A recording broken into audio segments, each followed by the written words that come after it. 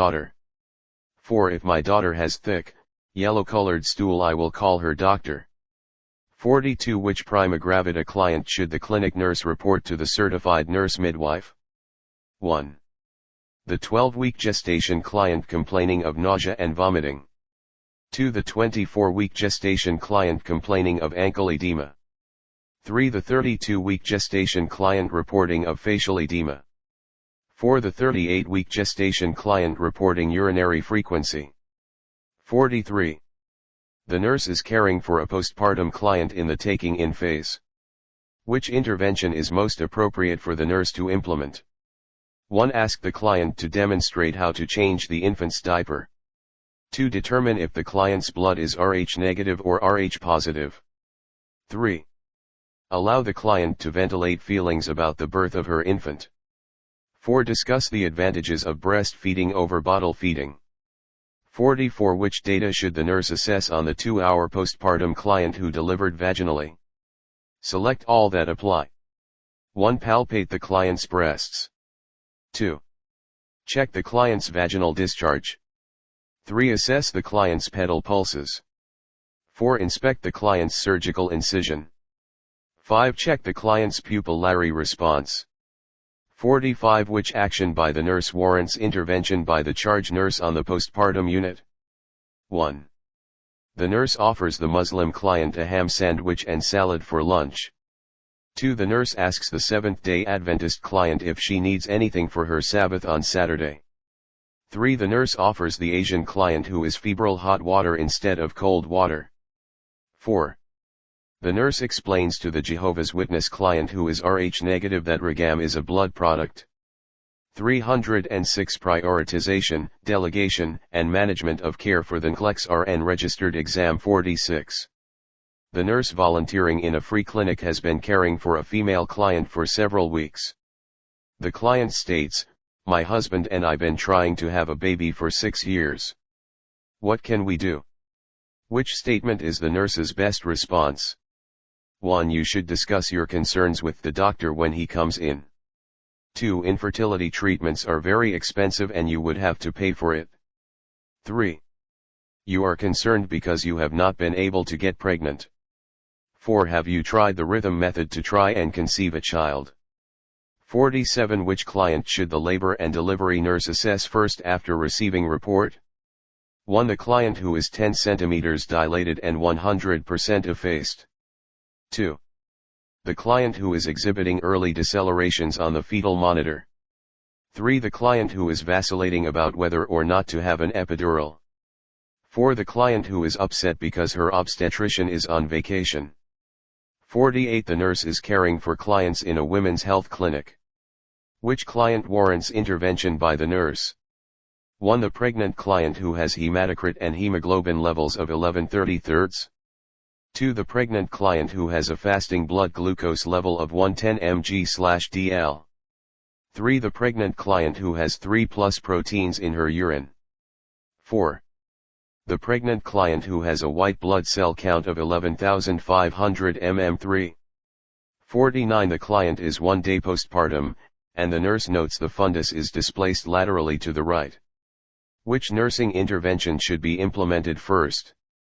1. Prepare to perform an in and out catheterization. 2. Assess the bladder using the bladder scanner. 3. Massage the client's fundus for 2 minutes. 4. Assist the client to the bathroom to urinate. 50. While making rounds, the charge nurse notices the client's chart has been left on the bedside table. Which action should the charge nurse implement first? 1. Ask the client's nurse who left the chart at the bedside. 2. Leave the chart at the bedside until talking to the nurse. 3. Tell the nurse this could be a violation of HIPAA. 4. Take the client's chart back to the nurse's station. 51. The 27-year-old female client is being scheduled for a chest X-ray. Which question should the nurse ask the client?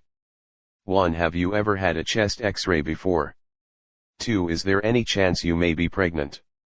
3. When was the date of your last period? 4. Do you have any allergies to shellfish? 52. The clinical manager is reviewing hospital occurrence reports and notes that the nurse on the postpartum unit has documented 3 medication errors in the last 2 months. Which action should the clinical manager implement first? 1. Initiate the formal counseling procedure for multiple medication errors. 2. Continue to monitor the nurse for any further medication errors. 3. Discuss the errors with the nurse to determine whether there is a medication system problem. 4. Arrange for the nurse to attend a medication administration review course. 53. The nursery nurse is assessing newborns. Which newborn would require immediate intervention by the nurse? 1. The newborn who remains in the fetal position when lying supine. 2. The newborn whose toes flare out when the lateral heel is stroked. 3. The newborn whose head turns toward the cheek being stroked. 4. The newborn who extends the arms when hearing a loud noise. Chapter 11 Women's Health Management 307 Questions 54. The client on the postpartum unit tells the nurse, "My husband thinks he is the father of my baby but he is not. What should I tell him?"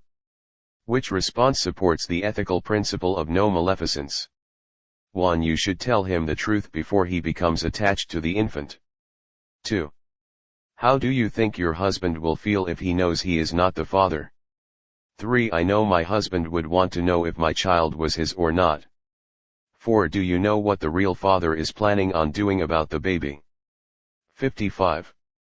The chief nursing officer of the hospital instructed the clinical manager of the postpartum unit to research a change in the system of delivery of care. Which statement best describes modular nursing? 1. Nurses are designated the primary responsible persons for client care. 2. A nurse and UAP are assigned a group of postpartum clients. 3. Nursing staff members are divided into groups responsible for client care. 4. Nurses are assigned specific tasks rather than specific clients. 56. Which action by the postpartum clinical manager would be most effective in producing a smooth transition to the new medication delivery system? 1. Counsel any nurses who cannot adapt to the change.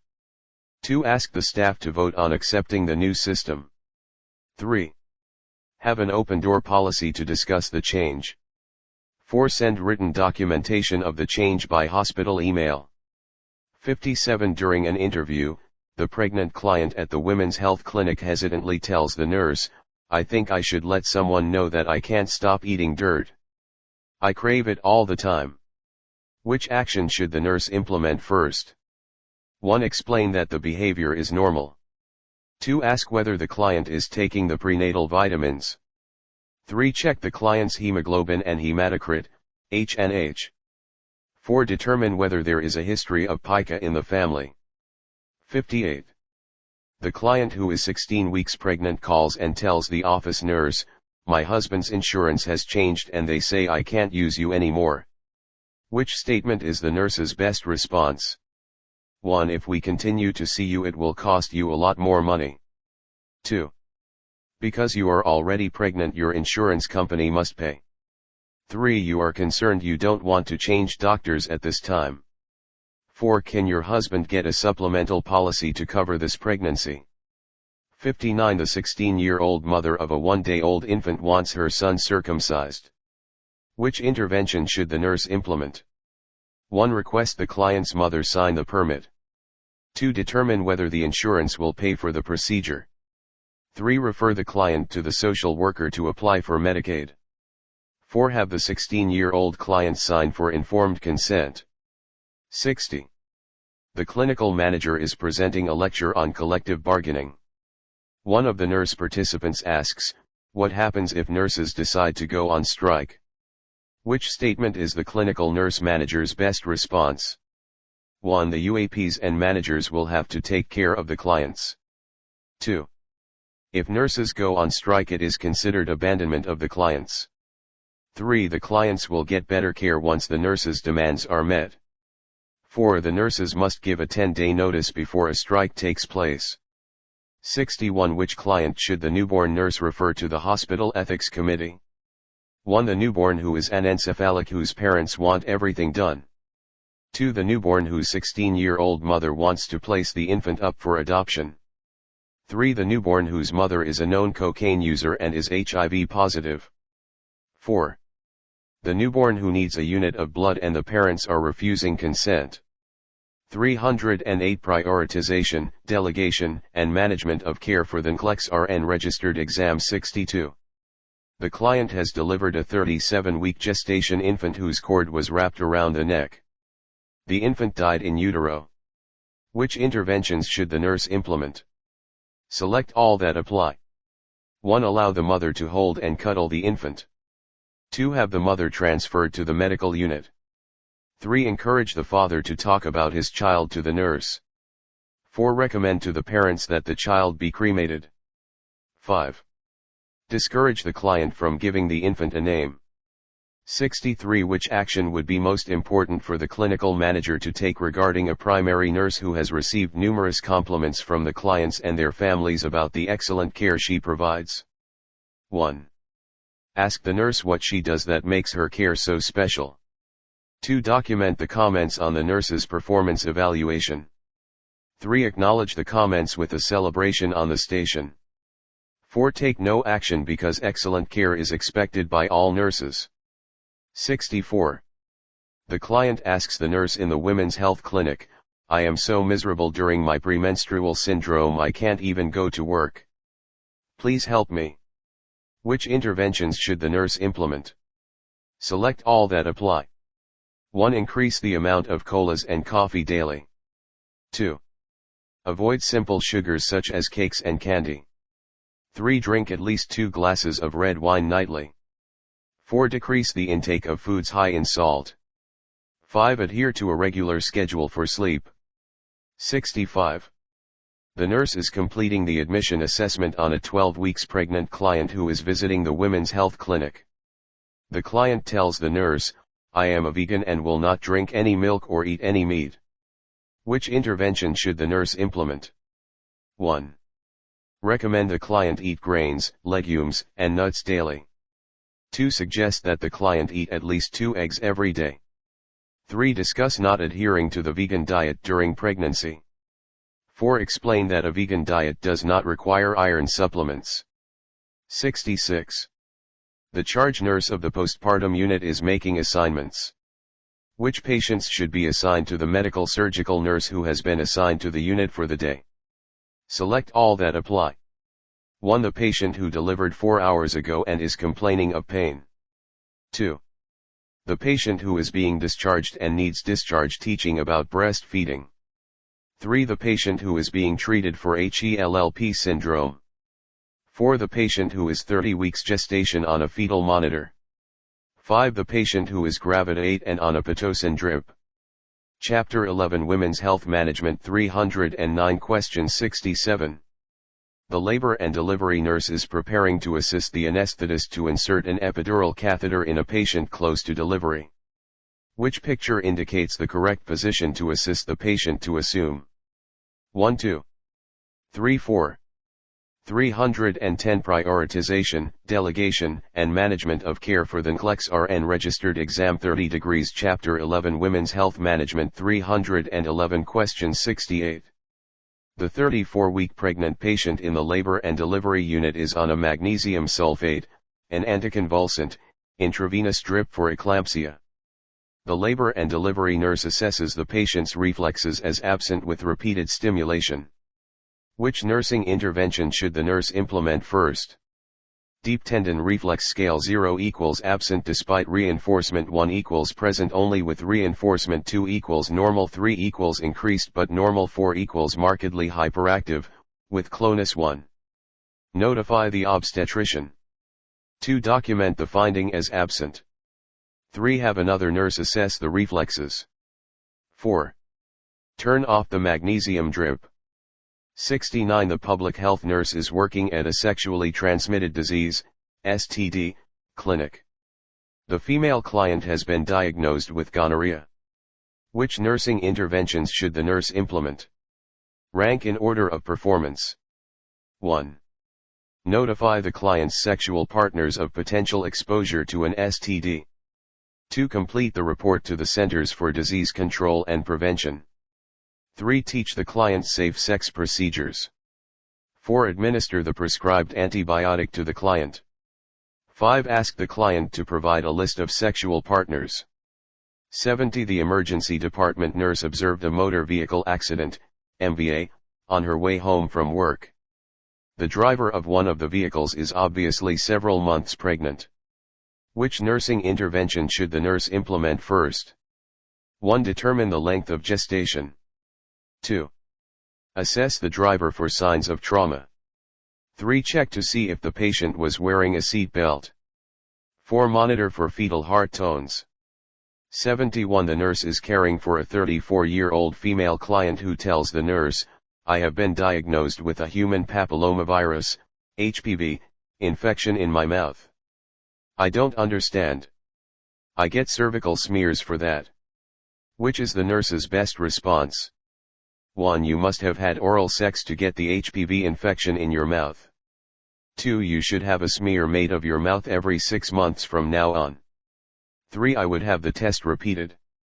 It is not possible to have an HPV infection in the mouth.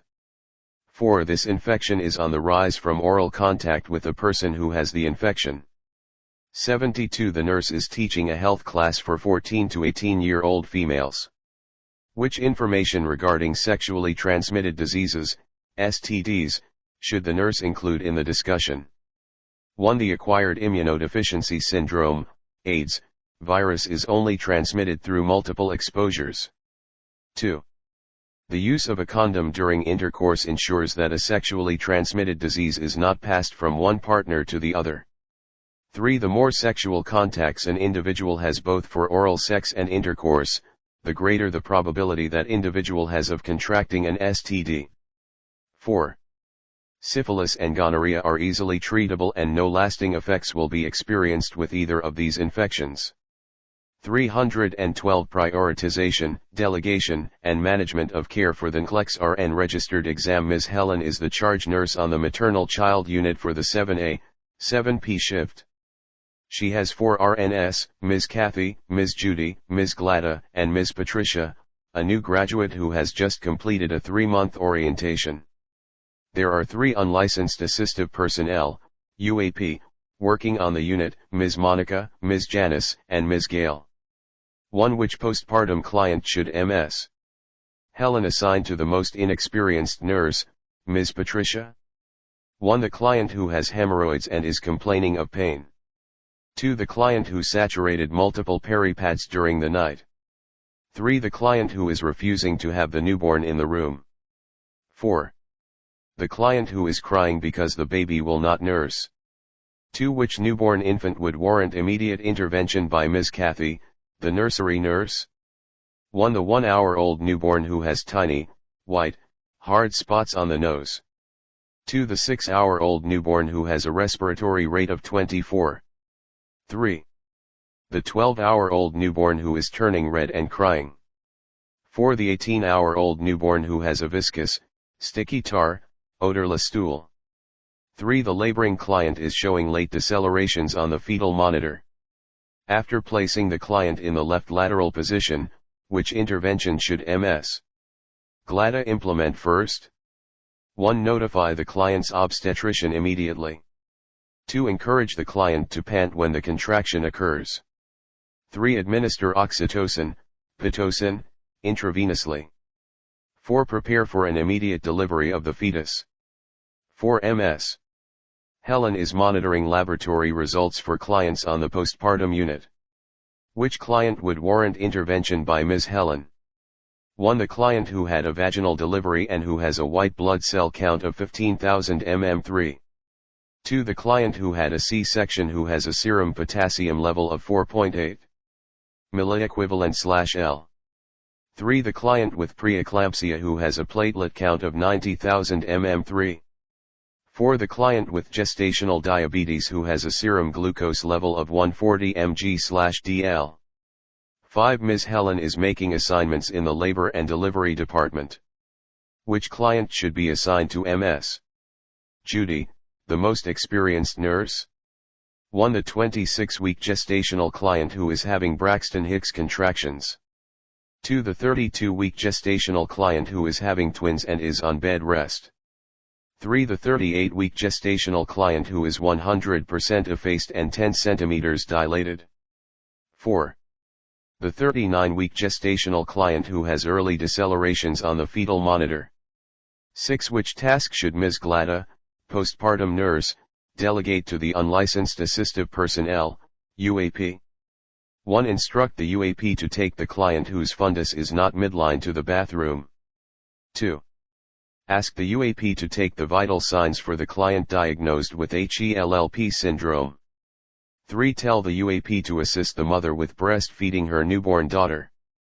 4. Request the UAP to administer REGAM to the mother who is Rh negative. 7. A float nurse from the medical surgical unit is assigned to the postpartum unit. Which client should Ms. Helen assign to the float nurse? 1. The client who had a fetal demise at 34 weeks gestation. 2. The client who has a boggy fundus that massaging has not helped. 3. The client who has had 6 saturated peripads in the last shift. 4. The unmarried client who is giving her child up for adoption. Maternal Child Clinical Scenario Chapter 11 Women's Health Management 313 Clinical Scenario 8. Ms. Judy is administering medications to clients on a postpartum floor. Which medication should Ms. Judy question administering? 1. The yearly flu vaccine to a client who reports an allergy to tomatoes. 2. The hepatitis B vaccine to a client who is breastfeeding. 3. The REGAM to the mother who is Rh negative and whose infant is Rh positive. 4. The rubella vaccine to the postpartum client who has a positive titer. 9. Which client should Ms. Kathy, the newborn nursery nurse, assess first after receiving shift report? 1. The Asian newborn who has purple-colored splotches on the lower back. 2. The Caucasian newborn with a purple-colored area on the right side of the face. 3. The Hispanic newborn who has a red rash, flea bites, on the chest. 4. The African American newborn who has edema between suture lines. 10. Ms. Kathy, the nursery nurse, is assessing newborns. Which newborn would require further assessment by Ms. Kathy? 1. The newborn who remains in the fetal position when lying supine. 2. The newborn whose toes flare out when the lateral heel is stroked. 3. The newborn who acts like he is walking when his feet are placed on a hard surface. 4. The newborn who grasps the finger when it is placed in his hand. 314 Prioritization, Delegation, and Management of Care for the NCLEX-RN Registered Exam. The correct answer number and rationale for why it is the correct answer are given in boldface type. Rationales for why the other possible answer options are incorrect also are given, but they are not in boldface type. 1. This pain may be related to an episiotomy or perineal tear, but this client is not priority over a client who may be hemorrhaging. 2. Saturating multiple peripads indicates heavy bleeding, which may indicate hemorrhaging. The nurse should assess this client first. 3. The nurse needs to assess this client for possible maternal/infant bonding problems, but this is a psychosocial issue that should be addressed after a physiological issue, such as possible hemorrhaging. 4. This client is going to require some time to be taught, but this is not priority over a client who is hemorrhaging. Content: Women's Health, Category of Health Alteration, Women's Health, Integrated Processes, Nursing Process, Assessment, Client Needs, Physiological Integrity, Reduction of Risk Potential, Cognitive Level, Analysis. Making nursing decisions, the test taker should apply some systematic approach when answering a priority question. Maslow's hierarchy of needs should be used when determining which client to assess first. The test taker should start at the bottom of the pyramid, and physiological needs are priority. 2.1. The newborn with lanugo is normal and would not warrant immediate intervention by the nurse. 2. The normal respiratory rate for a newborn is 30 to 60, therefore, this would not warrant immediate intervention. 3. The newborn who is turning red when crying is not in distress. Therefore, this would not warrant immediate intervention. 4. The newborn who has not passed meconium 24 hours after birth must be evaluated for intestinal obstruction or a congenital abnormality. This could be caused by an imperforate anus, Hirschsprung's disease, cystic fibrosis, or several other possibilities. This newborn warrants immediate intervention. Content: newborn, category of health alteration, women's health, integrated processes, nursing process, assessment, client needs, physiological integrity, reduction of risk potential, cognitive level, synthesis, making nursing decisions. When deciding which client to assess first, the test taker should determine whether the signs/symptoms the client is exhibiting are normal or expected for the client's situation. After eliminating the expected options, the test taker should determine which situation is more life-threatening. 3.1. The nurse should first intervene to increase blood supply to the fetus, therefore, notifying the HCP is not the nurse's first intervention. 2. Slow, deep breaths may help decrease the mother's anxiety, but the nurse's first intervention is to increase blood supply to the fetus. 3. The left lateral position will improve placental blood flow and oxygen supply to the fetus. This should be the nurse's first intervention. 4. The nurse should prepare for an emergency C-section, but this is not the nurse's first intervention. Content: women's health, category of health alteration, women's health, integrated processes, nursing process, implementation, client needs, physiological integrity, reduction of risk potential, cognitive level, application, making nursing decisions. When the test taker is deciding when to notify an HCP, the test taker should look at the other 3 options and determine whether one of the options should be implemented prior to notifying the HCP. Another option may, for example, provide information the HCP will need in order to make a decision. 4.1. Once the nurse definitely determines the infant is not in the nursery, then a code pink should be initiated. This notifies all hospital personnel of a possible infant abduction. 2. This will be done if the infant was not returned to the nursery, but this is not the first intervention. 3. The nurse should first determine whether another staff member returned the infant to the nursery. The nurse should not call a false alarm.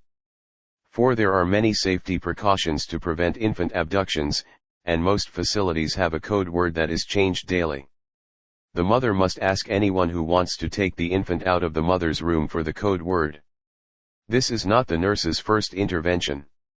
Answers and Rationales Chapter 11 Women's Health Management 315 Content: newborn, category of health alteration, obstetrics, integrated processes, nursing process, implementation, client needs, safe and effective care environment, management of care, cognitive level, application 5. 1. Pain for the mother is a priority, but it is not priority over potential death of the fetus. 2. The client is not having trouble breathing, therefore, this would not be a priority problem. Altered gas exchange would be an appropriate problem for the fetus. 3. The client is exhibiting signs of abruptio placentae, and a decreased heart rate indicates a compromised fetus. This problem will lead quickly to the death of the fetus. Therefore, it is the priority problem. 4. All pregnant women experience an increase in fluid volume status and some resulting electrolyte imbalance, therefore, this is not a priority problem. Content: women's health, category of health alteration, women's health, integrated processes, nursing process, planning, client needs, physiological integrity, reduction of risk potential, cognitive level, synthesis 6. 1. The client with severe lower abdominal cramping should be called to determine whether she is currently menstruating, but this is not priority over a pregnant client with symptoms of preeclampsia. 2. Blurred vision is a symptom of preeclampsia, and this is the client's first pregnancy. This client should be contacted first and told to come into the clinic for further evaluation. 3. The expulsion of dark red blood clots indicates the client is going through menopause. This is not a life-threatening situation because dark red blood does not indicate frank bleeding. 4. This is uncomfortable for the client and indicates the need for a hysterectomy or instructions in the insertion and use of a pessary device to hold the uterus in place, but it is not life-threatening. Content: Women's Health, Category of Health Alteration, Women's Health, Integrated Processes, Nursing Process, Assessment, Client Needs, Physiological Integrity, Reduction of Risk Potential, Cognitive Level, Analysis. Making nursing decisions. When deciding which client to assess first, the test taker should determine whether the signs/symptoms the client is exhibiting are normal or expected for the client's situation.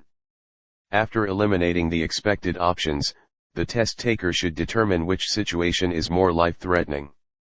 7.1. The white blood cell count rises normally during labor and postpartum up to 25,000, therefore, this does not warrant intervention. 2. The serum creatinine level is within normal limits, therefore, this client does not warrant immediate intervention. 3. Platelets show marked increase 3 to 5 days after birth, but the client who is 1 to 2 days postpartum would have a slightly increased platelet count. Normal platelet count is 150,000 to 450,000, so this client's count is within normal limits. 4. This glucose level is elevated, and the nurse should investigate further as to why the glucose level is abnormal. The normal glucose level is 70 to 120 mg/dl. Content: Women's Health, Category of Health Alteration, Women's Health, Integrated Processes, Nursing Process, Evaluation, Client Needs, Physiological Integrity, Reduction of Risk Potential, Cognitive Level, Synthesis. 8. 1.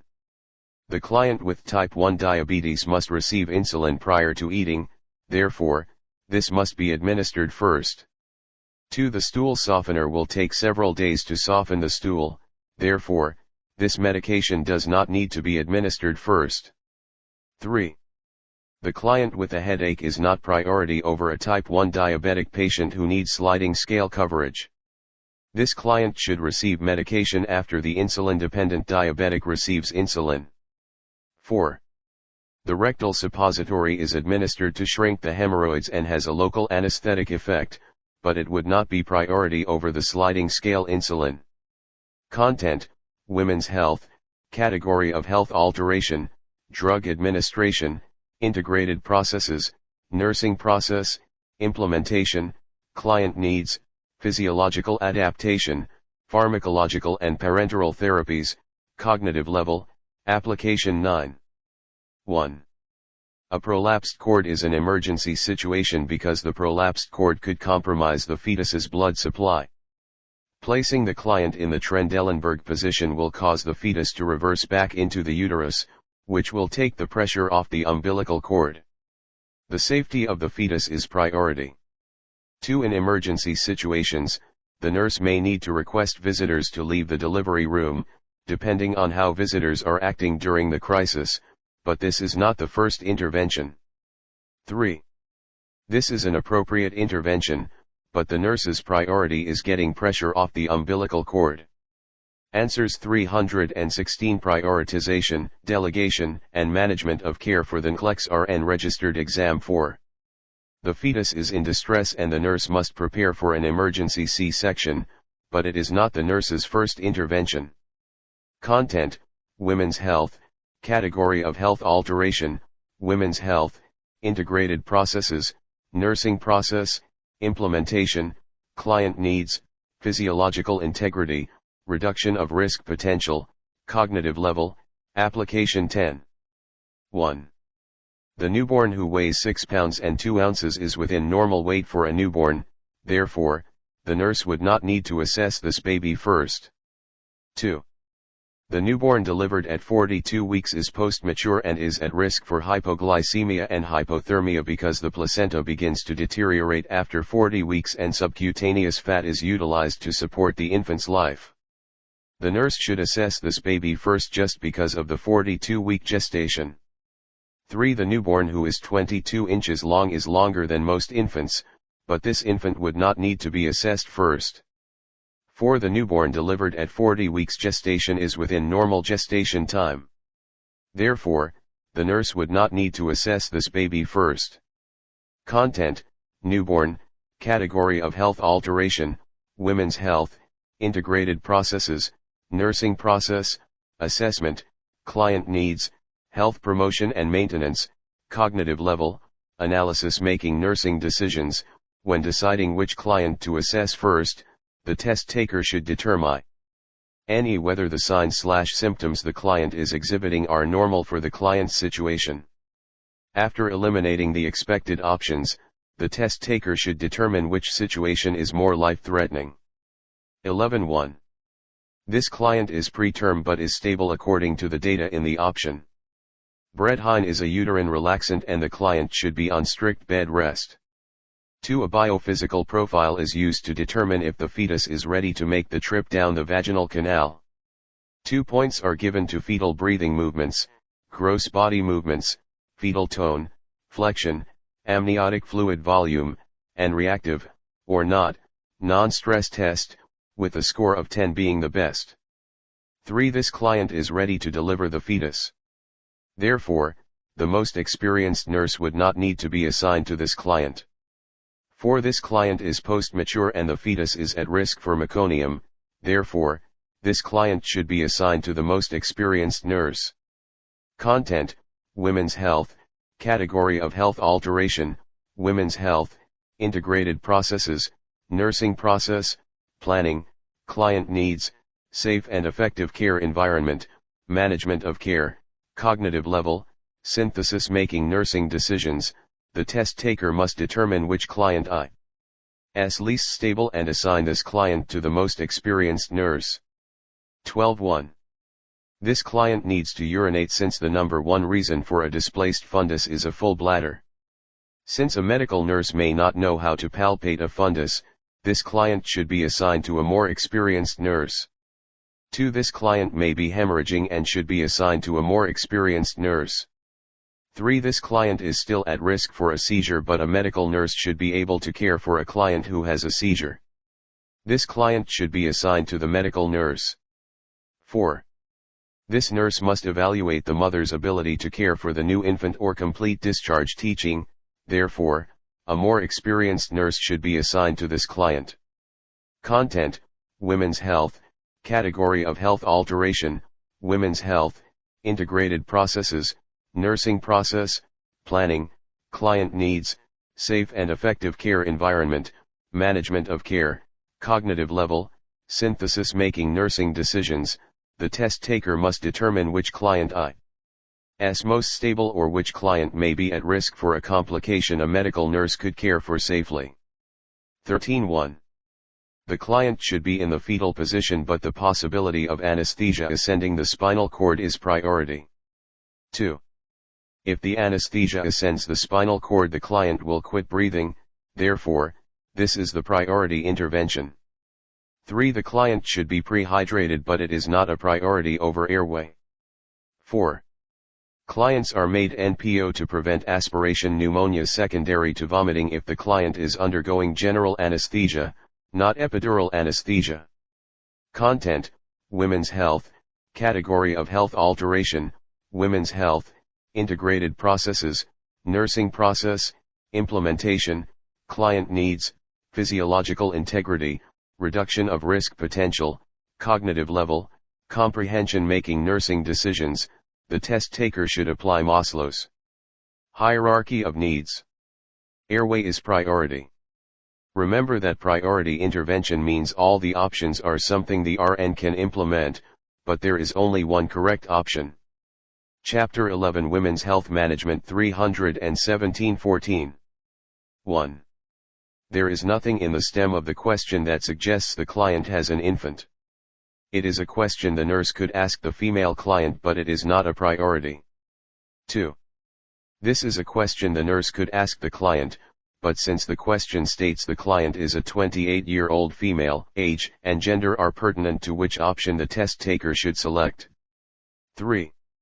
This is a question all clients should be asked, but the adjectives describing the client as a 28-year-old and female should identify the fourth option as the most priority question.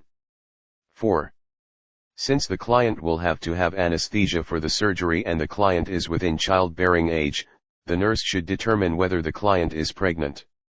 Content: medical/surgical, category of health alteration, gastrointestinal, integrated processes, nursing process, assessment, client needs, physiological integrity, reduction of risk potential, cognitive level, analysis. Making nursing decisions, the test taker must acknowledge adjectives in questions when determining the correct answer. When the STEM gives the client a gender and an age, it is pertinent to the correct answer. 15.1. Normal fetal heart rate is 110 to 160 beats a minute, so this client is stable. 2. Non-reassuring fetal heart rate patterns indicate the fetus is in danger, which requires a more experienced nurse. 3. A scheduled C-section is a stable client, so a less experienced nurse could care for this client. 4. Pushing for 1 hour prior to a vaginal birth is normal.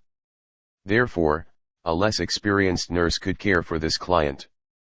Content: women's health, category of health alteration, women's health, integrated processes, nursing process, planning, client needs, safe and effective care environment, management of care, cognitive level, synthesis. Making nursing decisions, the most experienced nurse should be assigned to the most critical client.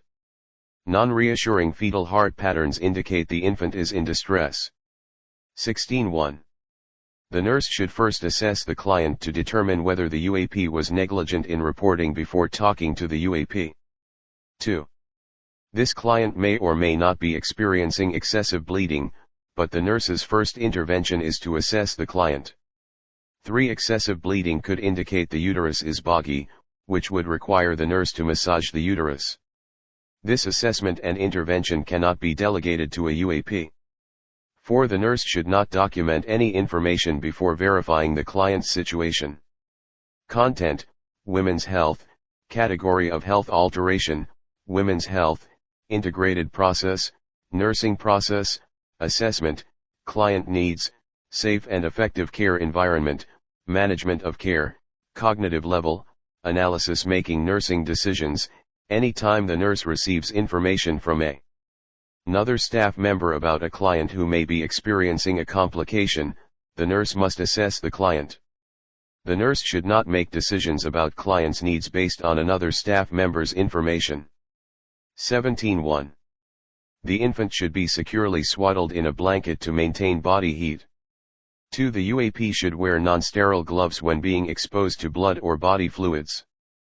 3. When bathing a newborn, soap is not necessary. Soap can be very drying to the skin, therefore, this action warrants intervention by the nurse. 4. The UAP should wipe the crib with disinfectant to decrease the potential for contamination.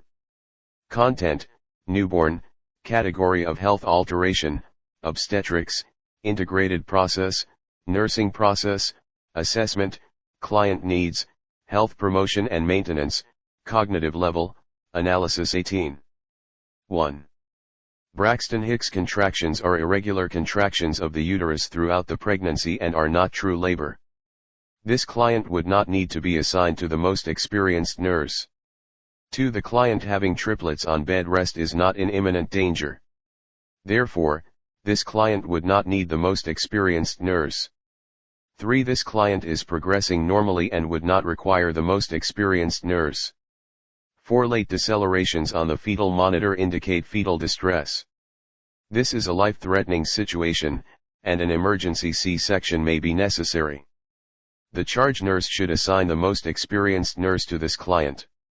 Content: women's health, category of health alteration, women's health, integrated process, nursing process, planning, client needs, safe and effective care environment, management of care, cognitive level, synthesis. Making nursing decisions, the test taker must determine which client is he most unstable and assign this client to the most experienced nurse. Answers 318. Prioritization, delegation, and management of care for the NCLEX-RN registered exam 19. 1. The UAP can provide hygiene care to the client. A sitz bath requires the UAP to check the temperature of the water and does not require nursing judgment. 2. The UAP's primary responsibility is direct client care. The unit secretary, not the UAP, should call the laboratory. 3. The nurse cannot delegate teaching to the UAP. 4. The nurse cannot delegate assessment, therefore, the UAP cannot check the client's fundus. Content: Women's Health, Category of Health Alteration, Women's Health, Integrated Process, Nursing Process, Planning Client Needs, Safe and Effective Care Environment, Management of Care, Cognitive Level, Synthesis Making Nursing Decisions. The nurse cannot delegate assessment, evaluation, teaching, administration of medications, or care of an unstable client to a UAP. 21. A client with mastitis who is trying to breastfeed requires a nurse experienced in the postpartum unit who can teach the client about breastfeeding and assess for complications.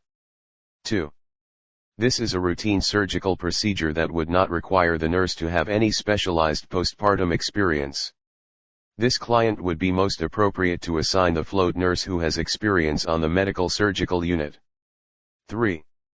A client who is having difficulty bonding would require a nurse with experience in the postpartum unit to care for the client as well as document pertinent information if bonding does not occur. 4. There are many legal issues surrounding an adoption as well as caring for the mother who is giving up her child. This client should be assigned a nurse more experienced in postpartum care. Content: Women's Health, Category of Health Alteration, Women's Health, Integrated Process, Nursing Process, Planning, Client Needs, Safe and Effective Care Environment, Management of Care, Cognitive Level, Synthesis Making Nursing Decisions. The test taker must determine which client requires the least amount of specialized knowledge and assign the float nurse to that client. Remember, legal issues, teaching, and psychosocial concepts require the more experienced nurse. 21.1. An experienced nurse, a chaplain, or social worker should be assigned to sit with the family during this crisis. 2. Even though the UAP is not administering the medication, the UAP should not be handing the nurse medication in a crisis situation. 3. The UAP cannot assist with intubation. This must be assigned to a nurse or respiratory therapist. 4. The UAP can stand by and be ready to obtain any supplies needed for the code. This would be a most appropriate task to delegate in an emergency situation. Content: Newborn, Category of Health Alteration, Women's Health, Integrated Process, Nursing Process, Planning, Client Needs, Safe and Effective Care Environment, Management of Care, Cognitive Level, Synthesis 22. 1. Volunteers are often asked to rock irritable infants so that the nurse can have more time to perform higher-level nursing care for the infants. This action would not warrant immediate intervention by the charge nurse. 2. The nurse is using palpation to determine whether the newborn has a cleft palate. This assessment is within the scope of the newborn nursery nurse.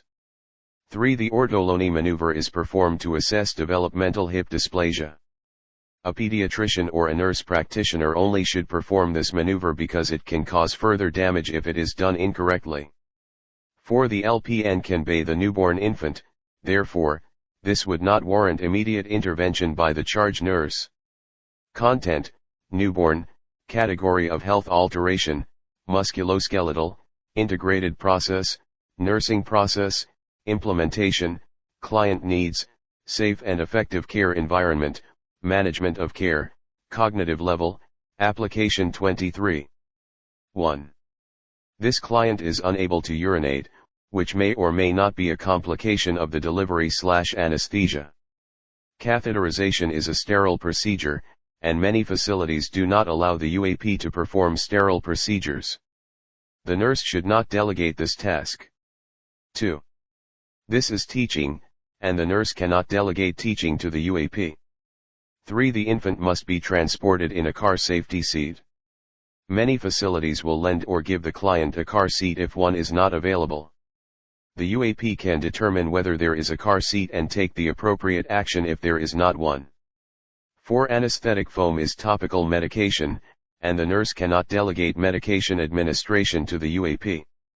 Chapter 11 Women's Health Management 319 Content, Women's Health, Category of Health Alteration, Women's Health, Integrated Processes, Nursing Process, Planning, Client Needs, Safe and Effective Care Environment, Management of Care, Cognitive Level, Synthesis Making Nursing Decisions, T.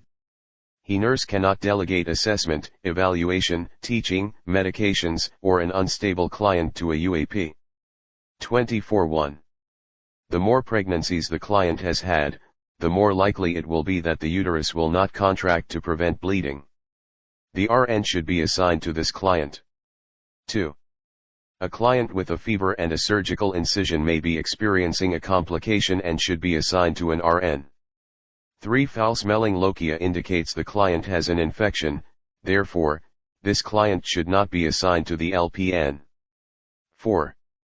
The client who is ambulating is stable and not exhibiting any complications, therefore, this client should be assigned to the LPN.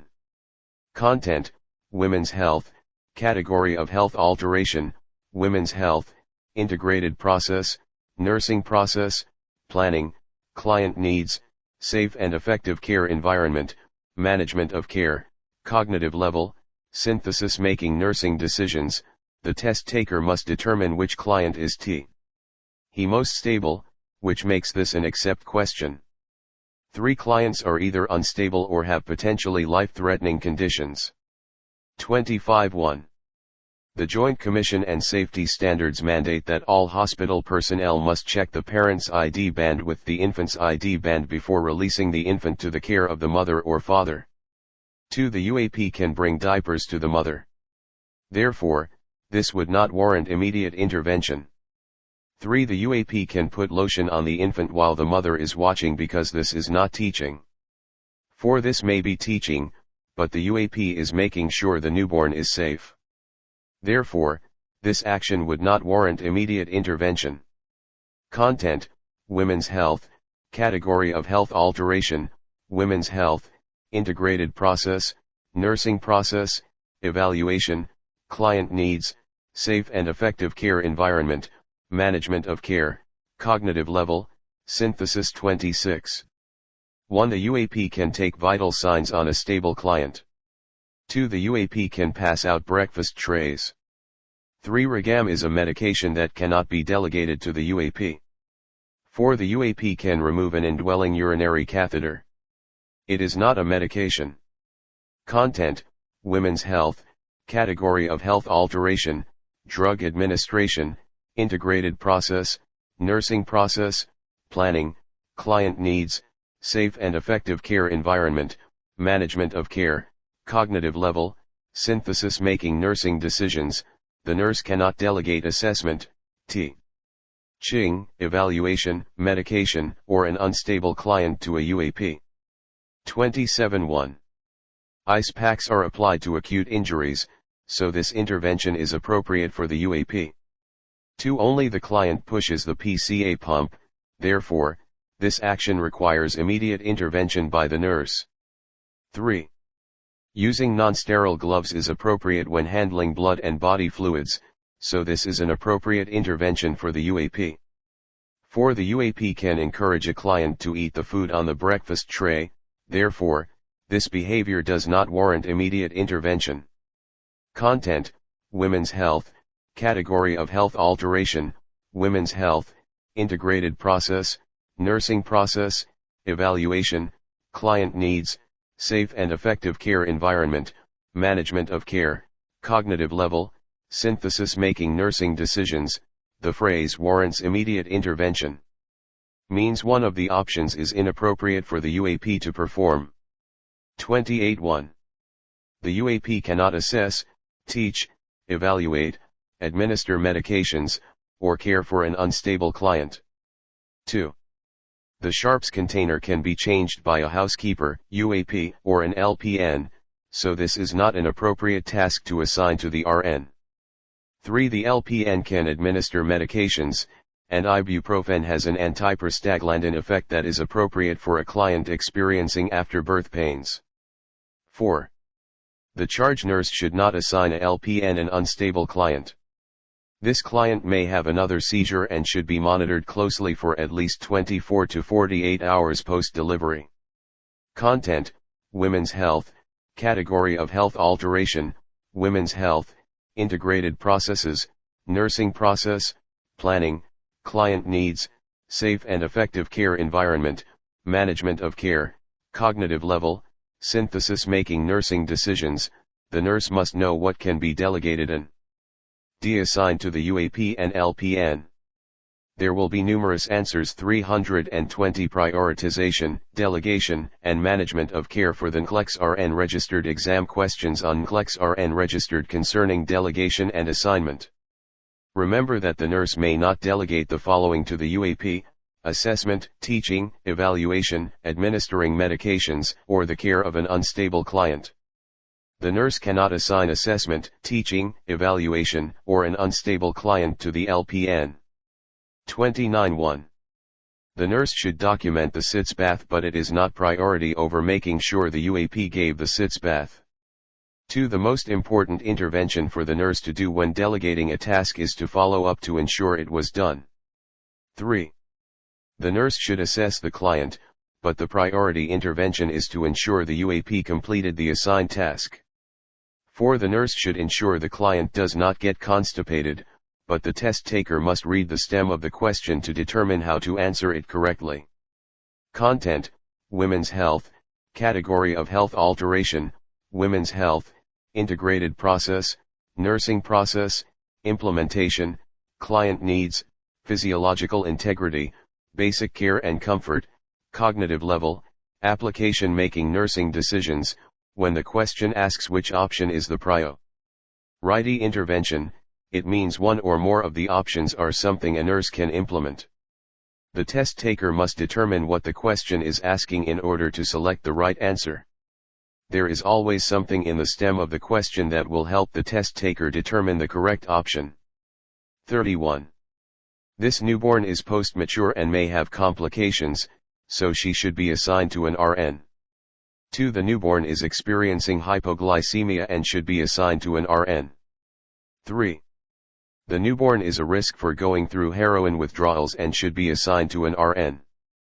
4. The newborn born vaginally after 2 hours labor is stable and should be assigned to the LPN.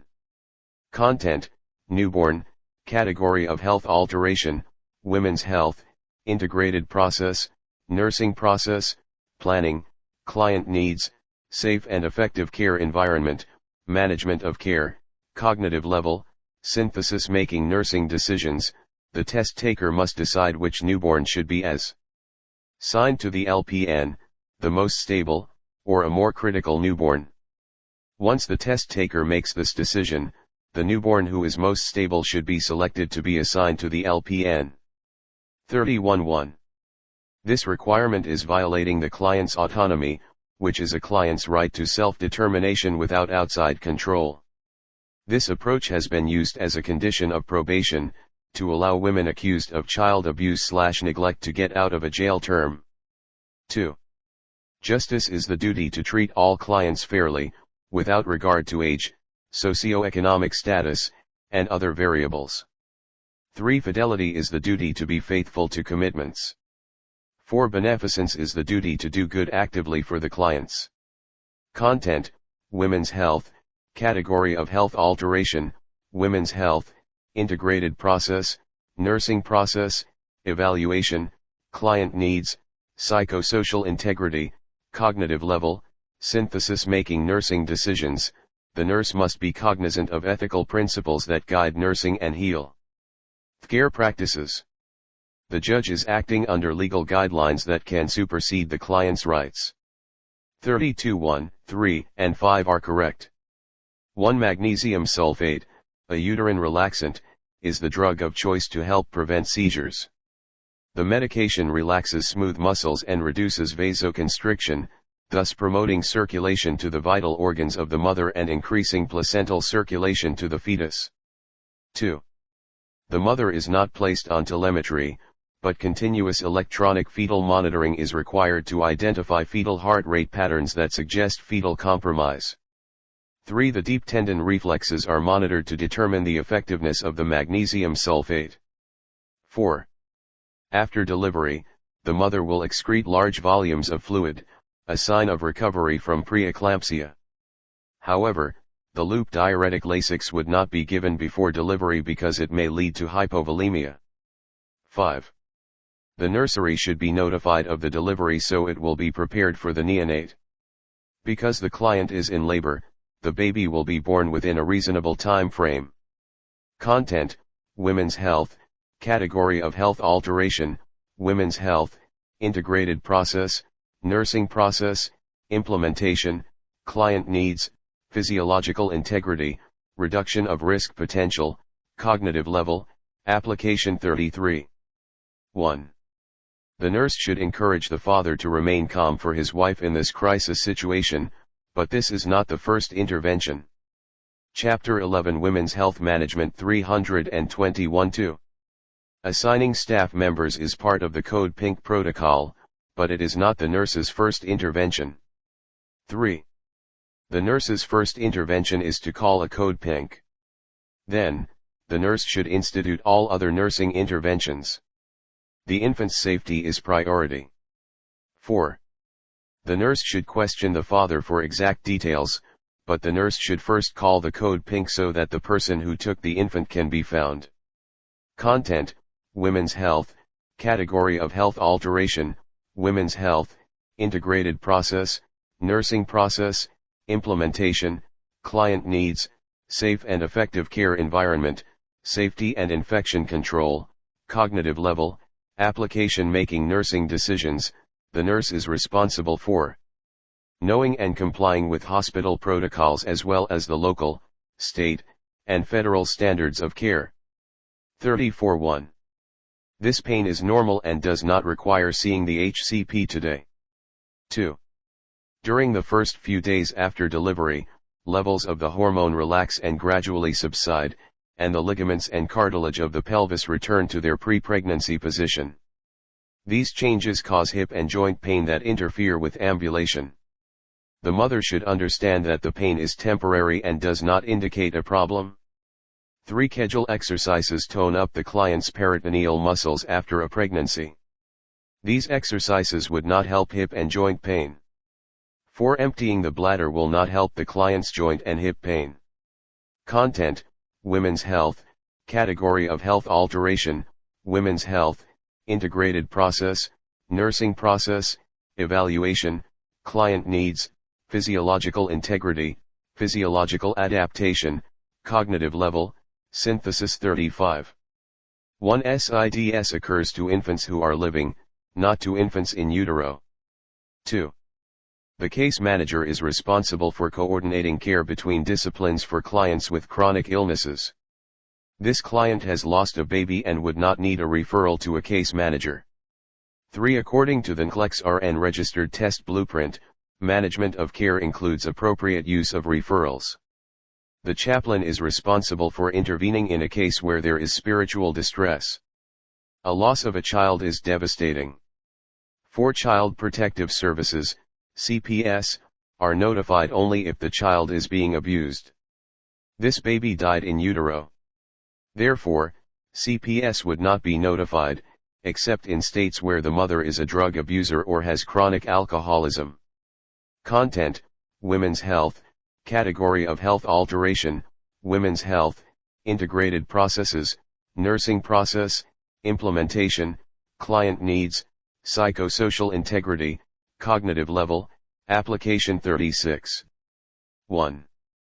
This statement is making the assumption the client is being abused, which is probably true, but the nurse should not put words in the client's mouth. Because this is a legal issue, the nurse cannot suggest in any manner, verbally or physically, to the client that abuse is occurring. If the client is being abused and decides to file charges, then the accused can use the defense that indeed he or she was not abusing the client and the client decided to consider his or her actions as abuse only after the nurse suggested it. 2. This is a true statement, but it is judgmental and would not encourage a therapeutic relationship with the client. 3. Research indicates that abusive situations escalate during pregnancy, particularly with the woman being hit in the abdominal area, therefore, this question is not necessary.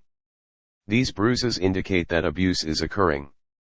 4. The nurse's best intervention is to assess the safety of the client and infant and provide information to the client about a safe haven.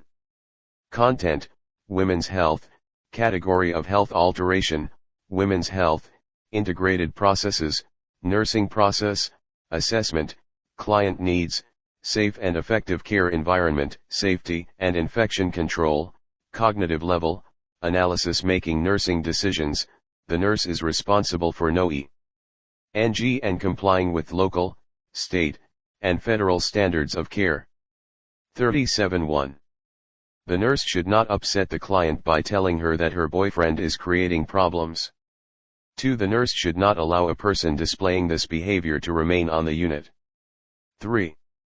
The nurse should first contact hospital security to intervene and escort the boyfriend off the unit. 4. Confronting a drunken individual could escalate the situation. The nurse should contact security to take care of this situation.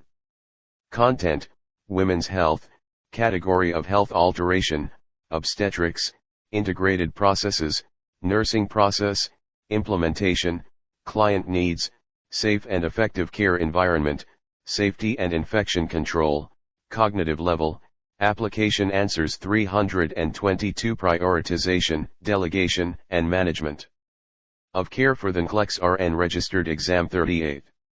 1. Jehovah's Witnesses do not believe in accepting blood products, but it is the individual's choice. The nurse is a client advocate and should make sure the client is aware that without the injection her next pregnancy could result in erythroblastosis fetalis. However, with the injection her religious belief may be compromised because regam is a blood product. 2. The father of the baby must be Rh positive, otherwise, the baby would not be Rh positive and the mother would not require the regam injection. The baby's blood type determines whether the mother needs the regam injection. 3. When administering regam to the client, this question is not pertinent. Regam is prescribed only for Rh-negative mothers who have Rh-positive babies, or within 72 hours of a miscarriage. 4. The client's insurance status is not pertinent information for the nurse caring for the client. Content: Women's health, category of health alteration, drug administration, integrated processes, nursing process, implementation, client needs, psychosocial integrity, cognitive level, application. Making nursing decisions, anytime there is a cultural or religious factor in the question. The test taker should be aware that this will affect the correct answer. 39.1. The nurse would not question administering this medication because a negative titer means the client is not immune to rubella, German measles. This vaccine prevents rubella infection and possible severe congenital defects in a fetus in a subsequent pregnancy. 2. The flu vaccine is made using duck eggs, therefore, the nurse should question the administration of this vaccine to a client who is allergic to eggs. 3. A positive PPD test determines whether the client was exposed to tuberculosis. 4. The nurse would not question administering the hepatitis B vaccine to a mother who is breastfeeding because one-day-old infants receive the vaccine. Content: Women's health, category of health alteration, drug administration, integrated processes, nursing process, assessment, client needs, health promotion and maintenance, cognitive level, analysis. 40. 1. A chignon is newborn scalp edema created by vacuum extraction and will resolve within a few days of delivery. This infant would not need to be assessed first. 2. Caput succedaneum appears over the vertex of the newborn's head as a result of pressure against the mother's cervix during labor.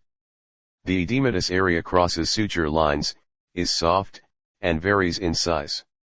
It resolves quickly and disappears within 12 hours to several days after birth. This newborn would not need to be seen first. 3. A cephalohematoma results when there is bleeding between the periosteum and the skull from pressure during birth. The firm swelling is not present at birth but develops within the first 24 to 48 hours. Any time a client is bleeding, it warrants intervention by the nurse. 4. A port wine stain, nevus flammeus, is a permanent, flat, reddish-purple mark that varies in size and location and does not blanch with pressure. This would not require immediate intervention from the nurse. Content: newborn, category of health alteration, women's health, integrated processes, nursing process, assessment, client needs, physiological integrity, reduction of risk potential, cognitive level, analysis 41. 1. Refusal of 2 or more feedings indicates the infant has a problem that requires the mother notify the healthcare provider. This indicates the mother understands the discharge teaching. 2 green liquid stools indicate a problem and require the mother notify the healthcare provider. 3. Aquamaphyton, vitamin K, is administered intramuscularly to the infant in the newborn nursery to prevent the infant from bleeding because the gastrointestinal tract is sterile when the infant is born and requires bacteria to synthesize vitamin K from the food eaten by the infant. 4. The infant will have meconium stool for a few weeks after being born, so the mother should not notify the healthcare provider. Content: women's health, category of health alteration, women's health, integrated processes, nursing process, evaluation, client needs, health promotion and maintenance, cognitive level, synthesis making nursing decisions. When the question asks, which statement indicates the teaching is effective, the test taker must select the option with correct information. Chapter 11 Women's Health Management 323-42. 1. Nausea and vomiting is normal for a 12-week gestation client. 2. Ankle edema is expected in a 24-week gestation client. 3. Facial edema is a sign of pregnancy-induced hypertension, which requires the clinic nurse to contact the certified nurse midwife. 4. The increasing size of the uterus compresses on the bladder, leading to increased frequency of urination, so this is an expected finding. Content: women's health, category of health alteration, women's health, integrated processes, nursing process, assessment, client needs, physiological integrity, reduction of risk potential, cognitive level, analysis making nursing decisions. The test taker should ask, is it normal for example, is it normal for the 12-week gestation client to have nausea and vomiting? If this is normal, then the nurse would not need to notify anyone of this finding. 43.1. The taking in phase is the first phase the mother goes through after the delivery. The mother is not ready to learn or be taught anything in this phase. 2. This is a nursing intervention but is not part of the taking in phase. 3. The client during the taking in phase is self-absorbed and needs to be cared for, so allowing the client to talk about her own experience is the most appropriate intervention. 4. The client in the taking in phase is not ready to learn or be taught anything. Content: women's health, category of health alteration, women's health, integrated processes, nursing process, implementation, client needs, psychosocial integrity, cognitive level, comprehension making nursing decisions. The test taker must not only know what the taking in phase is, bulletin. T must be able to apply it. Remembering information is not the same as being able to apply the information. 44. 1 and 2 are correct. 1. The breasts should be palpated to assess for fullness or engorgement. 2. The nurse should check for the amount, color, and consistency of vaginal discharge. 3. The nurse should assess for deep vein thrombosis, DVT, but this does not include assessing pedal pulses. 4. The client with a vaginal delivery will not have a surgical incision. 5. The nurse does not need to check pupillary response for a postpartum client. This would be appropriate for a client with a neurological disorder. Content: women's health, category of health alteration, women's health, integrated processes, nursing process, assessment, client needs, physiological integrity, reduction of risk potential, cognitive level, analysis. Making nursing decisions, the test taker must select one or more options. When asked to answer, select all that apply questions. The key to the assessment data is a postpartum client. The test taker does not get partial credit for the answer. All appropriate options must be selected to get the question correct. 45.1. The Muslim religion does not allow the consumption of pork products, so this warrants intervention by the charge nurse. 2. The Sabbath day for Seventh-day Adventist is Saturday, so this does not warrant intervention. 3. Asians who believe in the hot-cold theory of disease will often not drink cold fluids or eat cold foods during the postpartum period, so this does not warrant immediate intervention. 4. Jehovah's Witnesses do not take blood products, so this action does not warrant intervention. Content: Women's health, category of health alteration, women's health, integrated processes, nursing process, assessment, client needs, physiological integrity, reduction of risk potential, cognitive level, analysis. Making nursing decisions, the nurse must attempt to support a client's cultural beliefs. This is a knowledge-based question, but the nurse must be knowledgeable of cultural beliefs. 46.1. The HCP in a free clinic would not be able to refer this client to an infertility clinic because of cost. The nurse can discuss this with the client. 2. If the couple has not been able to conceive in 6 years, then a referral to an infertility clinic would be appropriate, but the tests and treatment for infertility are very expensive. The client is being seen in a free clinic, which indicates a lack of funds. The nurse has a relationship with this client over the time period several weeks. The nurse should answer the client's question. Answers 324. Prioritization, delegation, and management of care for the NCLEX-RN registered exam 3. This is a therapeutic response, which does not answer the client's question, what can we do? 4. If the client has not conceived in 6 years, this is not a probable solution to the client's concern.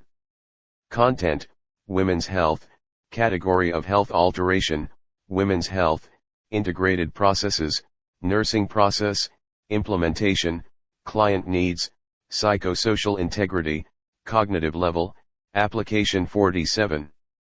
1. The client who is 10 centimeters dilated and 100% effaced is ready to deliver the fetus. Therefore, the nurse should assess this client first. 2. Early decelerations are not associated with fetal compromise and require no added interventions, therefore, this client would not need to be assessed first. 3. This client does not have an immediate need. Therefore, the nurse should not assess this client first. 4. This is causing distress to the mother, but there is nothing the nurse can do about this situation. The on-call obstetrician will have to deliver the fetus. Content: Women's health, category of health alteration, women's health, integrated processes, nursing process, assessment, client needs, safe and effective care environment, management of care, cognitive level, analysis. 48. 1.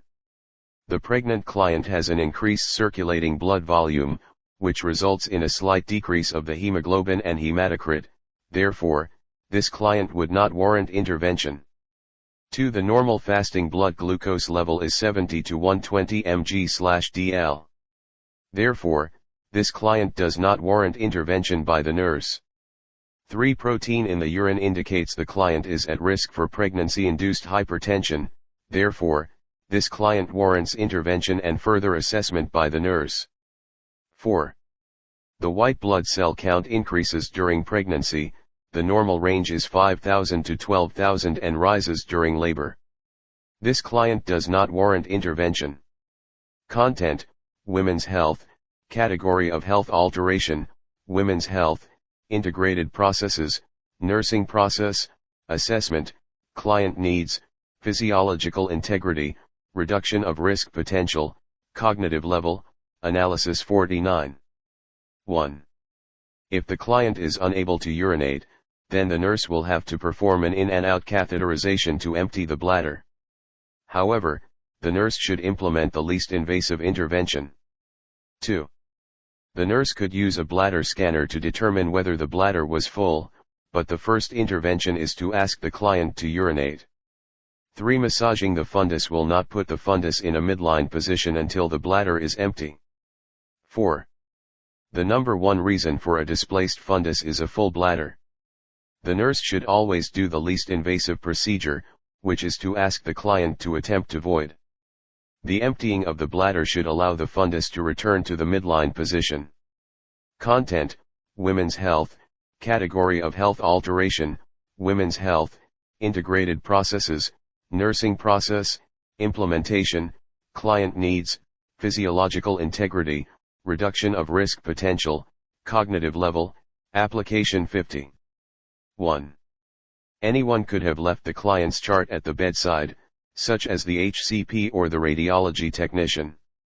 The charge nurse should first determine the facts before taking further action. 2. The charge nurse should take the client's chart back to the nurse's station. 3. This could be a violation of HIPAA because anyone entering the client's room could read the client's chart, but this is not the charge nurse's first intervention. 4. The charge nurse should first take the client's chart back to the nurse's station and then determine who left it at the client's bedside, and why. Content: Legal, Category of Health Alteration, Women's Health, Integrated Processes, Nursing Process, Implementation, Client Needs, Safe and Effective Care Environment, Management of Care, Cognitive Level, Application 51. 1. The nurse really does not need to know when the client had her last chest X-ray when scheduling this chest X-ray. 2. The nurse should ask whether the client may be pregnant because if there is a chance of pregnancy, the client should not have an X-ray. Anytime a female client is of childbearing age and is having any type of X-ray, this question should be asked. 3. The date of the client's last period would not affect the client's having a chest X-ray. 4. This question would be asked if the client was receiving some type of contrast or dye. Content: Women's Health, Category of Health Alteration, Women's Health, Integrated Processes, Nursing Process, Assessment, Client Needs, Physiological Integrity, Reduction of Risk Potential, Cognitive Level, Comprehension. Chapter 11 Women's Health Management 325-52. 1. The clinical manager should first talk to the nurse to determine what is causing the medication error. 2. 3 medication errors in a short period of time require the clinical manager to investigate the cause. 3. This should be the clinical manager's first intervention, to assess whether the system is responsible for the medication errors or whether it is a nursing error problem. For example, a system error problem would be that the medication is not available at the prescribed time. 4. This may be needed, but it is not the nurse's first intervention. If the clinical manager determines the nurse is at fault, then this could be a possible action. Content: Management, Category of Health Alteration, Women's Health, Integrated Processes, Nursing Process, Implementation, Client Needs, Safe and Effective Care Environment, Safety and Infection Control, Cognitive Level, Application 53. 1. When the infant is placed in the supine position, the infant should extend the arm and leg on the side to which the head is turned and then flex the extremities on the other. This is known as the tonic neck reflex or fencing reflex, which is normal for the newborn. The newborn remaining in a fetal position when supine warrants further intervention to assess for neurological problems. 2. The Babinski reflex is elicited by stroking the lateral sole of the foot from the heel forward. Normal reflex is that the toes flare outward and the big toe dorsiflexes. This is a normal response for an infant but is abnormal in an adult, indicating neurological deficit in the adult. Therefore, this does not warrant immediate intervention. 3. This is the rooting reflex, which is normal for a newborn. This would not warrant immediate intervention. 4. The Moro reflex or the startle reflex is a sharp extension and abduction of arm with thumbs and forefingers in a C position followed by flexion and adduction to embrace position. This response occurs with loud noise or when the newborn is startled. This would not warrant immediate intervention. Content: Women's Health, Category of Health Alteration, Women's Health, Integrated Processes, Nursing Process, Assessment, Client Needs, Physiological Integrity, Physiological Adaptation, Cognitive Level, Analysis 54. 1. This is the ethical principle of veracity, which is truth-telling. 2. No maleficence is the duty to do no harm. Many ethicists think that the principle of no maleficence has priority over other ethical principles except for autonomy. No maleficence allows the nurse to answer a question or make a decision that does not create further complications for the client. 3. This is paternalism, which is giving advice and telling the client what is best for her. 4. This is an assessment question that could guide the nurse in helping the client make a decision, but it does not demonstrate the ethical principle of no maleficence. Content: Nursing Ethics, Category of Health Alteration, Women's Health, Integrated Processes, Nursing Process, Implementation, Client Needs, Psychosocial Integrity, Cognitive Level, Application 55. 1. This statement describes primary care, which is a type of nursing care delivery. 2. Modular nursing is frequently called care pairs, in which nurses are paired with other less well-trained caregivers to provide nursing care to group clients. 3. This statement describes team nursing, which is a type of nursing care delivery. 4. This statement describes functional nursing, in which there is a charge nurse, a medication nurse, and a treatment nurse. Content: Nursing Trends, Category of Health Alteration, Women's Health, Integrated Processes, Nursing Process, Implementation, Client Needs, Safe and Effective Care Environment, Management of Care, Cognitive Level, Comprehension 56. 1. Threatening and attempting to manipulate the staff will create distrust and anger, which will not facilitate a smooth transition for the medication delivery system. 2. This action is not fair because the new system is being implemented whether the staff members vote for it or not. There are situations, resulting from financial or other constraints, which require the clinical manager to implement a change without the input of the staff. 3. To be an effective change agent, the manager needs to develop a sense of trust, establish common goals, and facilitate effective communication. 4.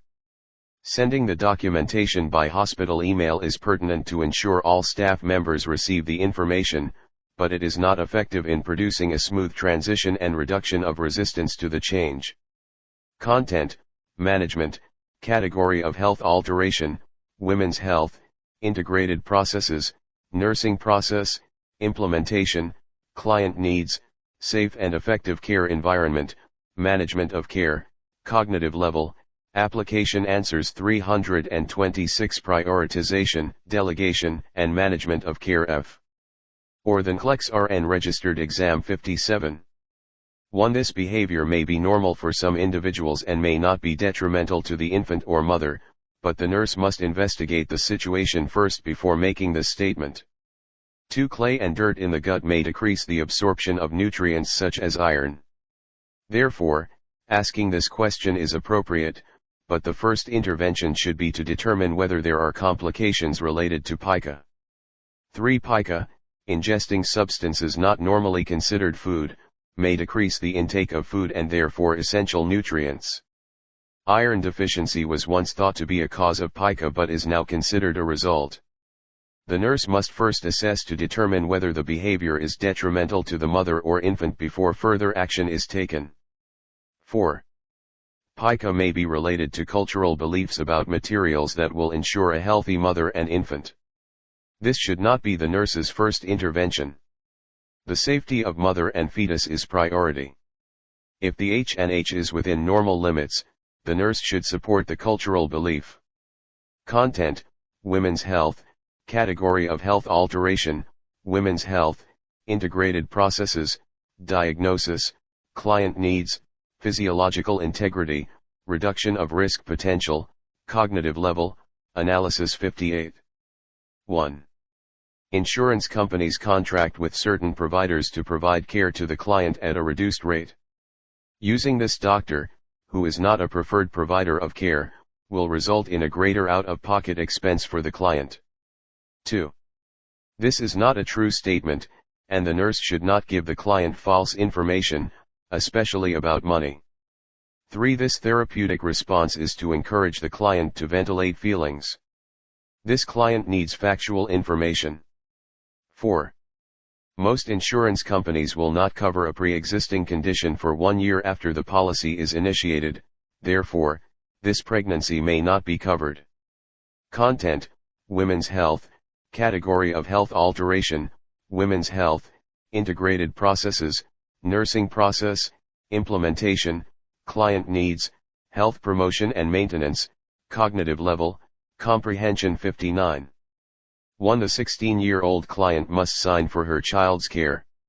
The grandmother does not have the authority to sign informed consent for the procedure. 2. The cost of the procedure should not be a factor for the nurse when discussing a medical procedure with the client. 3. The client is not requesting assistance to pay the medical bills. Therefore, this intervention is not appropriate. 4. A 16-year-old mother has the right to make decisions for her child, therefore, the mother must sign the informed consent for the procedure. Content: Legal, Category of Health Alteration, Women's Health, Integrated Processes, Nursing Process, Implementation, Client Needs, Safe and Effective Care Environment, Management of Care, Cognitive Level, Application 60. 1. The UAPs may or may not cross the picket line, and the managers will not be able to provide care to all the clients. This is not the best response. 2. Abandonment is leaving the shift without notifying the supervisor after accepting the assignment. Going on strike with a 10-day notice is not abandonment. 3. This may or may not be a true statement, therefore, it is not the best response. 4. Federal law requires that there must be a 10-day notice before going on a strike. This gives the hospital a chance to prepare for the strike and make changes to ensure client safety.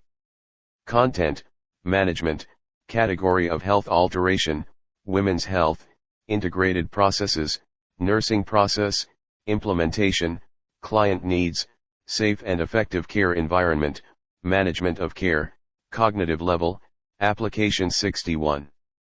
1. Anencephaly is a congenital abnormality that entails an absence of all or a major part of the brain. The infant has no chance of life outside of a healthcare institution. The healthcare team refers situations to the ethics committee to help resolve dilemmas when caring for clients. 2. This is not an ethical dilemma because the 16-year-old client has a right to place her infant up for adoption. This would not need to be referred to an ethics committee. 3. If the nurse wants to take the child away from the mother, then this must be reported to Child Protective Services. Therefore, this is not an ethical dilemma. The nurse has a law that directs the decision. This would not need to be referred to an ethics committee. 4. This is a legal issue, not an ethical issue. The healthcare team can request the hospital attorney to take these parents to court, and Chapter 11 Women's Health Management 327 request a court order to administer blood. The parents do not have the right to refuse life-sustaining treatment for their child. Content: Nursing Ethics, Category of Health Alteration, Women's Health, Integrated Processes, Communication and Documentation, Client Needs, Safe and Effective Care Environment, Management of Care, Cognitive Level, Analysis 62. 1, 2, and 3 are correct. 1. The mother should be encouraged to hold and cuddle the infant to help with the grieving process. 2. The mother should not be required to stay on a unit where she can hear crying infants and happy families. This is a very cruel action to take. The nurse should transfer the client to another unit. 3. The nurse should remember the father has lost the baby. 2. Acknowledging and encouraging the father to talk about his loss will help with his grieving process. 4. The nurse should not impose his or her beliefs about funerals on the client. This is a boundary-crossing violation. 5. Grief support groups recommend giving the infant a name because it acknowledges the infant's existence. Content: Newborn, Category of Health Alteration, women's health, integrated processes, nursing process, implementation, client needs, psychosocial integrity, cognitive level, application 63. 1. The clinical manager could ask the primary nurse why she provides such excellent care, but it is not the most important action. Excellence in care should be documented in writing in nurse's personnel file to support merit raises, transfers, and promotions. 2. The clinical manager should recognize the comments of clients/families during the performance evaluation. Excellence in care should be documented in writing in nurse's personnel file to support merit raises, transfers, and promotions. Many healthcare facilities have employee recognition programs. 3. This is a possible action, but this could single out the nurse and cause dissension among the other staff. Parties on the unit should celebrate the unit's accomplishments, not a single individual. 4. Excellent care is the expectation of all clinical managers, but when the multiple clients/families recognize the nurse's care, then there should be documentation in the nurse's personnel file.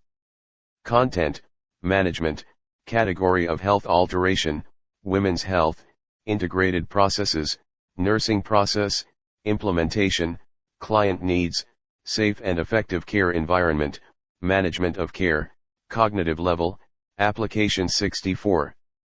2, 4, and 5 are correct. 1. The client should decrease the amount of caffeine, which includes coffee, teas, cola, and chocolate, because caffeine increases irritability, insomnia, anxiety, and nervousness. 2. Avoiding simple sugars will prevent rebound hypoglycemia, which will exacerbate the signs/symptoms of PMS. 3. Alcohol is a central nervous system depressant and aggravates the depression associated with PMS. This is not an appropriate intervention. 4. Decreasing the intake of salt will decrease fluid retention, thereby decreasing edema. 5. Insomnia is a symptom of PMS, and a regular schedule for sleep will help decrease the severity of the PMS. Content, women's health, category of health alteration, women's health, integrated processes, nursing process, implementation, client needs, physiological integrity, physiological adaptation, cognitive level, application 65. 1. Vegans are individuals who avoid animal proteins, which are complete proteins that contain all the essential amino acids the body cannot synthesize from other sources.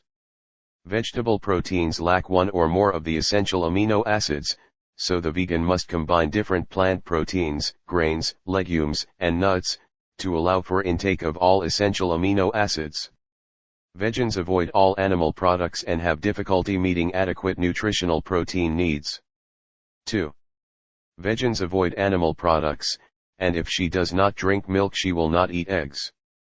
3. The nurse should assist the client in adhering to cultural, spiritual, or personal beliefs, not try to talk the client into changing her beliefs unless it is a danger to the fetus or the mother. 4. A vegan diet requires extra iron supplements. Iron in the vegetarian diet is poorly absorbed because of the lack of heme iron that comes from meat. Content, women's health, category of health alteration, women's health, integrated processes, nursing process, implementation, client needs, health promotion and maintenance, cognitive level, application answers 328. Prioritization, delegation, and management of care for the NCLEX-RN registered Exam 66. 1 and 4 are correct. 1. This patient has delivered her infant and has pain. The medical surgical nurse can care for this patient. 2. This patient requires teaching, a knowledge base the medical surgical nurse could not be assumed to have encountered on a medical surgical unit. 3. HELLP syndrome stands for H. hemolysis, the breakdown of red blood cells, L. elevated liver enzymes, LP low platelet count. HELLP syndrome is a group of symptoms that occur in pregnant women who have preeclampsia or eclampsia. Symptoms include fatigue or feeling unwell, fluid retention and excess weight gain, headache, nausea and vomiting that continues to get worse, pain in the upper right part of the abdomen, blurry vision, nosebleed or other bleeding that won't stop easily, rare, and seizures or convulsions, RA. A medical surgical nurse does not have the expertise required to care for this patient. For this is a preterm patient who is on a monitor. The medical surgical nurse can care for this patient. If something occurs on the monitor or the patient goes into labor, the nurse can get help. 5. Pitocin is a medication that stimulates uterine contraction. It is used to induce labor or postpartum to help a boggy uterus to contract. It must be administered by a nurse familiar with the medication and its potential adverse effects. Content: Women's Health, Category of Health Alteration, Women's Health, Integrated Processes, Nursing Process, Planning, Client Needs, Safe and Effective Care Environment, Management of Care, Cognitive Level, Synthesis. Making nursing decisions, the test taker must decide on each option individually. Would the medical surgical nurse have the knowledge and skill to care for the patient, or should the patient be cared for by a nurse more familiar with the specialized area of antepartum and postpartum care?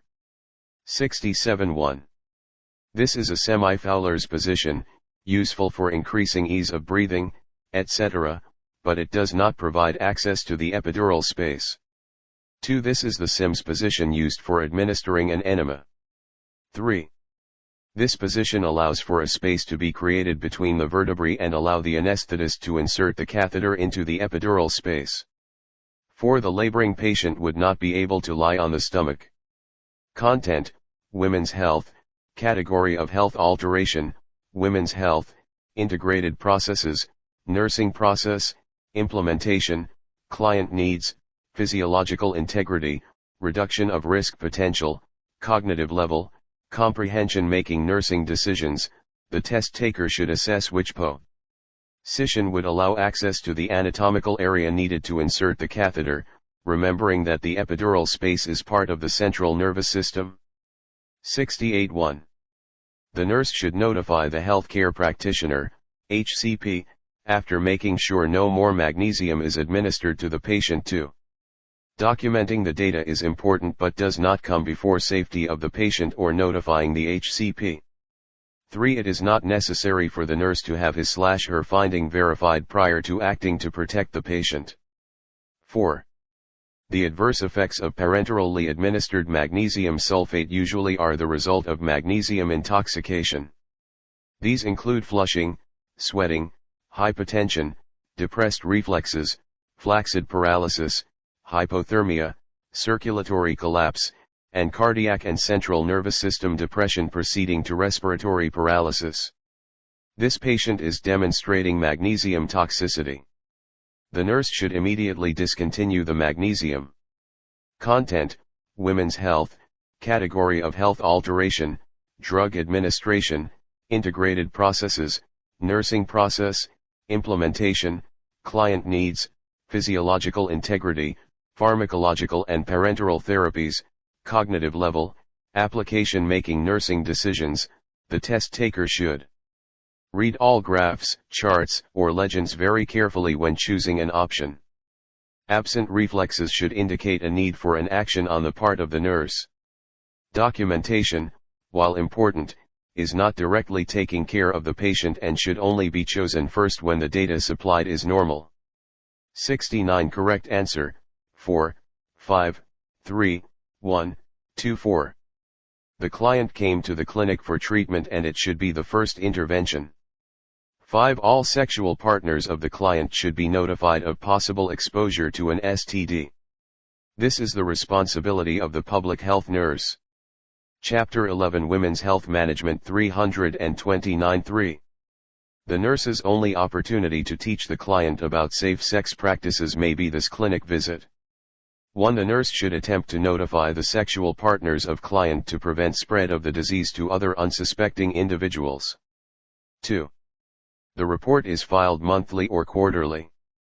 Content: Women's Health, Category of Health Alteration, Women's Health, Integrated Processes, Nursing Process, Implementation, Client Needs, Safe and Effective Care Environment, Safety and Infection Control, Cognitive Level, Comprehension making nursing decisions, the test taker must logically deduce the steps for the nurse to implement.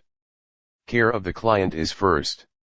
Next, the nurse must consider other clients who may be affected and get the names and contact information of the sexual partners. This must be done prior to being able to contacting the individual. Reports and documentation are last. 71. At the scene of an accident, it is not important how far along the driver is. 2. The driver must be assessed for signs of trauma before anything else can be done. If the patient dies, then the fetus will die too. 3. Whether or not the driver was wearing a seat belt is a legal matter, and possible assessment data for the labor and delivery nurse to determine potential trauma to the fetus, but not at the scene of the accident. 4. This might be done if the nurse has a stethoscope, but the mother's status is first since the fetus's life depends on her. Content: Women's Health, Category of Health Alteration, Women's Health, Integrated Processes, Nursing Process, Implementation, Client Needs, Physiological Integrity, Reduction of Risk Potential, Cognitive Level, Application making nursing decisions. The nurse has two patients in this scenario, the mother and the fetus, but one life definitely depends on the status of the other. All the options in this question have words that can be used to indicate assessment, so the test taker must choose the first assessment that must be made. 71.1. The infection can come from kissing someone who has the infection in the mouth as well as oral sex. This is not the best statement. 2. Smear of oral tissue is not done routinely. 3. Due to oral sex and frequent partner changes transferring the organism from mucous membranes to mucous membranes via oral sex or kissing, the infection is the fastest rising incidence of causation for head and neck cancers. 4. Human papillomavirus, HPV, infections are increasing exponentially and many younger persons are developing mouth infections and cancers from HPV. Content: Women's Health, Category of Health Alteration, Women's Health, Integrated Processes, Nursing Process, Implementation, Client Needs, Physiological Integrity, Reduction of Risk Potential, Cognitive Level, Application making nursing decisions. The nurse must keep up to date with LTH issues. This is an issue that occurs in particular among the young adult population. 72.1. The AIDS virus can be transmitted during the first exposure to it. The class should be taught no exposure is safe. 2. The use of condoms is somewhat protective, but it does not guarantee protection from transmitting a sexually transmitted disease. 3. The more exposure there is to blood or body fluids from another individual, more partners, the greater the chance there is of developing an STD. 4. Both syphilis and gonorrhea are usually treatable, but lasting problems can occur. For example, pelvic inflammatory disease can scar the fallopian tube and cause fertility issues. Content: Women's Health, Category of Health Alteration, Women's Health, Integrated Processes, Nursing Process, Implementation, Client Needs, Physiological Integrity, Reduction of Risk Potential, Cognitive Level, Application making nursing decisions. The test taker could eliminate option 2. Because of the word ensure, there are no guarantees in medicine. The test taker can also eliminate option 4 because of the word no, as this is an absolute word. The test taker must read carefully because the words in the stem and in the options can give clues as to the correct answer. Answers 330. Prioritization, delegation, and management of care for the NCLEX-RN registered exam. Clinical scenario answers and rationales. The correct answer number and rationale for why it is the correct answer are given in boldface type. Rationales for why the other possible answer options are incorrect also are given, but they are not in boldface type. 1. This pain needs to be assessed and pain medication administered. A new graduate would be able to care for this client safely. 2. Saturating multiple peripads indicates heavy bleeding, which may indicate hemorrhaging. A more experienced nurse should be assigned to this client. 3. The nurse needs to assess this client for possible maternal/infant bonding problems and would require a nurse who has experience with psychosocial problems. This client should be assigned to a more experienced nurse. 4. This client requires a nurse who is knowledgeable and experienced in breastfeeding, therefore, a more experienced nurse should be assigned to this client. 2.1. These are called milia and look like pimples. They will fade within a few days and do not warrant immediate intervention. 2. The normal respiratory rate for a newborn is 30 to 60, therefore, this information warrants immediate intervention. 3. The newborn who is turning red when crying is not in distress, therefore, this would not warrant immediate intervention. 4.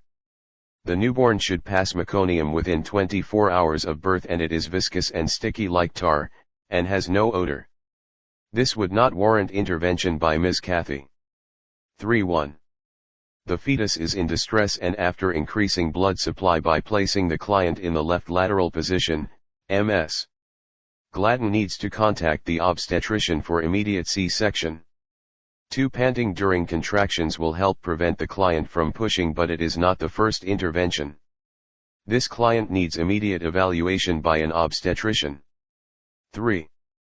Oxytocin is a uterine stimulant and this fetus is in distress and does not need uterine contractions. This is an inappropriate intervention.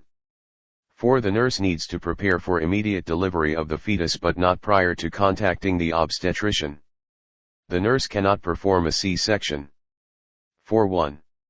The white blood cell count rises normally during labor and postpartum up to 25,000 mm3, therefore, this does not warrant intervention. 2. The serum potassium level is within normal limits, 3.5 to 5.5 milliequivalent/L, so this client does not warrant immediate intervention by Ms. Helen. 3. HELLP syndrome is a group of symptoms that occur in pregnant women who have hemolysis, H, elevated liver enzymes, L, and low platelet count, LP, which occurs in women who are severely preeclamptic and eclamptic. Normal platelet count is 150,000 to 450,000, so this client's platelet count requires immediate intervention. 4. This glucose level is elevated, but since the client had gestational diabetes, this blood glucose level does not require immediate intervention. 5.1. Braxton Hicks contractions are irregular contractions of the uterus throughout the pregnancy and are not true labor. This client would not need to be assigned to Ms. Judy. 2. The client having twins on bed rest is not in imminent danger, therefore, this client would not to be assigned to Ms. Judy. 3. This client is ready to deliver, therefore Ms. Judy should be assigned to this client since the other 3 clients are not experiencing any life-threatening complications. 4. Early decelerations on the fetal monitor do not indicate fetal distress. Therefore, this client does not need to be assigned to Ms. Judy. 6.1. The UAP can assist the client to the bathroom to urinate.